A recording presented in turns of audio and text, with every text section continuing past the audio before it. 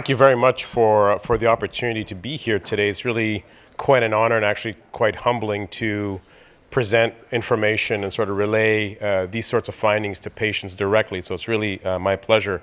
I have to give my lecture and then I'll answer all the questions and I have to run back. I'm unfortunately on call today, so I'm going back to work right after this. And so thank you again for the invitation. And so when you think about interventional radiology techniques, really you talk mostly about the embolotherapies. That is, you place a catheter in the artery, in the blood supply of the tumors, and you inject something. And these things come in three major forms. The first one we call bland embolization, which is you inject these inert particles, and they starve the tumor, they decrease the blood supply, and they shrink the tumor. The other one is called chemoembolization, where you add a chemotherapeutic drug. You do the exact same thing. You get into the tumor, you inject a chemotherapeutic drug with those particles, and you have a combination effect. And the third one that I'll spend a little bit more time, given the findings of the PRRT, is radioembolization. That is radiation therapy injected directly into the tumor.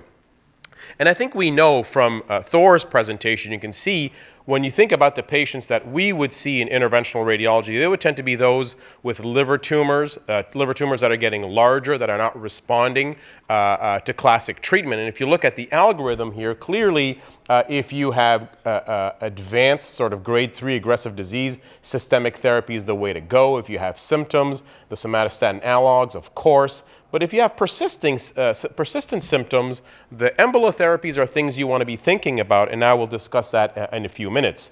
And if you have mostly liver disease and you're not a resection candidate, here's where embolotherapy also makes some sense, and I'll discuss that a little bit. And so let's just start first with bland embolization, and this is a sort of a schema of a liver tumor, and you advance a catheter into the blood supply and you inject.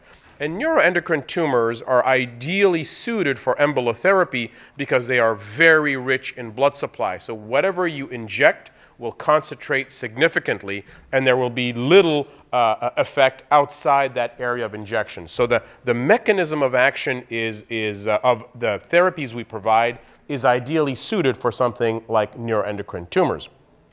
Now, when you look at embolotherapy, I think it's very important, just like you heard surgeons with expertise talk about resection, oncologists with expertise, you really want to be going somewhere, if you're going to have an interventional radiology procedure, to places that have experience. The technique is very important. Meticulous knowledge of the disease condition is important, and experience is very, very important. And so this is no difference. And so one of the criticisms of the embolization has been sort of this heterogeneity in technique. How do you do it? How many particles do you inject? Do you inject the right or the left or both, etc.? And so I would say that this is something you want to consider when you are talking about getting an embolization type treatment. And that's because it can be quite complex. These are angiograms, which means we are injecting contrast in the blood supply of the liver, and we spend years of training in radiology and medical school, et cetera, to understand all of these things, but we understand all of those vessels. We know exactly where all of those things go, and we know exactly how to advance into those things and inject a particulate material, the material of your choice, depending on the treatment that you are going to be using. Bland embolization works. There's no doubt that it shrinks tumor. It can be associated with the post-embolization syndrome, and I think Karen Grace, who's going to speak after me, after I leave, is going to be discussing side effect profile, but certainly bland embolization is something that works, but you have to manage the side effects. And then chemoembolization, as I mentioned, is the addition of chemotherapy, a drug, traditionally doxorubicin or something of the sort, with a carrier, lipidol carrier, and you generate an image like this. You can see everything in white is where the mixture, the combination has gone, and there's drug, there are particles, there's no blood supply, and you have sort of a concentrated effect. That is in the embolization family, and when you look at all the data, they are all very similar in terms of the amount of disease control. Years, a year and a half, 2 years, and the response rates are very, very high, and that's something I'll highlight a little bit later on. Post-embolization syndrome can happen. This is why patients need to be admitted in general after an embolization.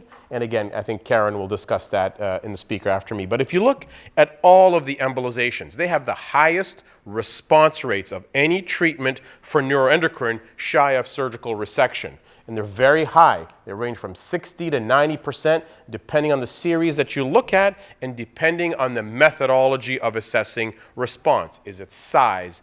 Is it enhancement? Is it uptake of some sort of tracer? So it's very important, if you talk about response, that you make sure that you define the methodology that you are using. But if tumor shrinkage is what you are looking for in a patient that is not resectable, embolization is certainly something I would ask you to consider.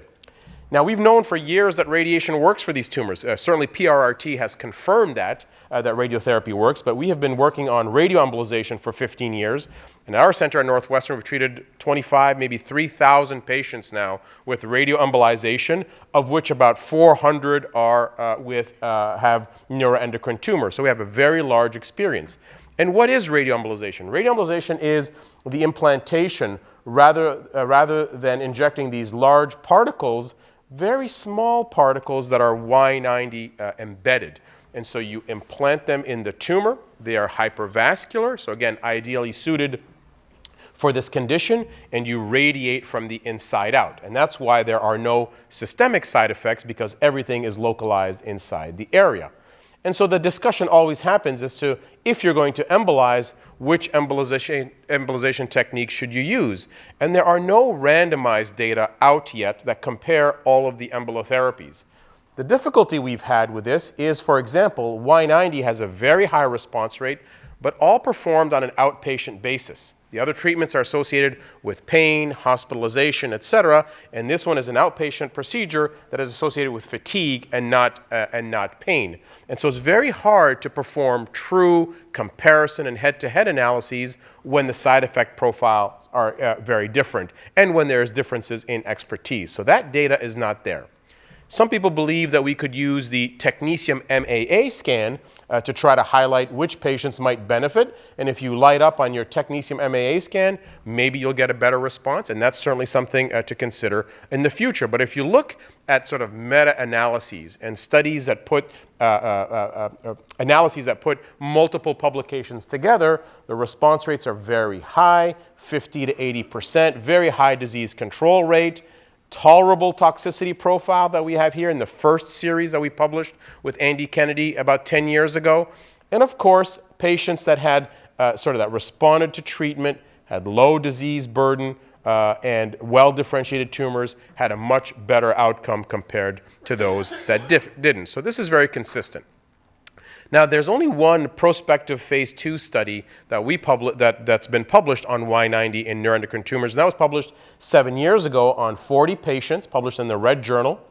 70% had octreotide. Many of them had no previous liver-directed treatment. This study now, with the advent of drug treatments and with PRRT, certainly now most likely many of those patients would have had other types of treatments. And the response rates were very high, 63% significant tumor reduction. So 63% of patients had a 50% reduction in the size of the lesion or more. And side effect profile here, as you might expect, fatigue is the biggest side effect that we see with Y90, and the median survival of about 3 years, which is what we see with all of the studies, all of the embolotherapies in patients that have very large tumors that are progressing. And so this is very consistent. One thing that we've seen is there's a very high symptomatic response rate, in the sense of if you flush, if you have diarrhea, etc., 80% of the patients have a symptomatic response to treatment relatively quickly. So if you look at all of the embolotherapies, in general, it appears that the tumor reduction numbers, again, are about 50 to 80%, depending on the series. There appears to be fewer number of Y90 treatments needed compared to the other embolotherapies. But again, I would highlight that wherever you are, there's going to be specific expertise on that treatment modality, and you should be going to places that have that multidisciplinary team, that have expertise in either bland embolization or chemoembolization or radioembolization, because those outcomes are going to be optimized for you personally when you do that. Now, at Northwestern, in general, what patients might get liver-directed therapy earlier rather than later If you present with large, bulky tumors with symptoms, we tend to perform an embolization therapy, in general, radioembolization. If you have infiltrative disease, we tend to do that if you're grade 1 and grade 2. And interestingly, even hypovascular tumors are responding, and that's something that I can describe a little bit later on. But here are some examples, right? I'm a radiologist, I'm an interventional radiologist, but we look at images all the time. These patients I'm going to show you are, of course, anonymized, but received one treatment of Y90. And this person had a very large tumor here. That's what this is a neuroendocrine tumor, and had one treatment, and it looks like this. And this is a 7-year follow-up, one treatment to the left lobe. This person has multiple lesions in the liver and had one treatment of Y90, and you can see a significant reduction. This is a 3-year follow-up on this patient. There has been some concern of these tumors, if they abut the stomach, whether they can cause some side effects, and in fact, we've shown that they do not. And one of the best cases I've seen, very large tumor. This is the patient, you're looking at the patient face on. This is the liver. This is a very large lesion hanging off the liver, very large, that reduced in size after 3 months of treatment with radioembolization. So very high response rate. In the last case, very large tumor here with significant reduction in size. And so if bulk and reduction in size is what you are looking for, you really should be thinking about embolization. A quick note about quality of life. I think quality of life parameters are underutilized, under-recognized, underrepresented in the decision-making process. We have performed historically a comparison of radioembolization and chemoembolization in a different liver cancer called hepatocellular carcinoma, and we showed that the Y90 patients do not have a reduction in quality of life, but the chemoembolization patients do. So if quality of life, ability to maintain your activities of daily living is important, this is something that is critical in your decision-making process. And sort of just to close off on this last case, because we've experienced in the thousands of cases of Y90 that we've treated a very low toxicity profile and very high tolerability, this is a 95-year-old patient that we treated who was otherwise well, who had a solitary liver tumor here that you can see after 1 month, looks dark. After 6 months is even smaller. We have her at 98 now, and last month we have her scan with her at 100 years of age. So 5 years, one treatment, and the ability to perform a very well-tolerated treatment with good technique is something that really matters. So I think everybody would agree that you want to go to a place that has that kind of expertise. I was very fortunate. I've been on the NCCN panel years ago, and I was working on this guideline for the European colleagues a few years ago. So again, very fortunate to be interested in this disease condition and have a lot of clinical experience with it.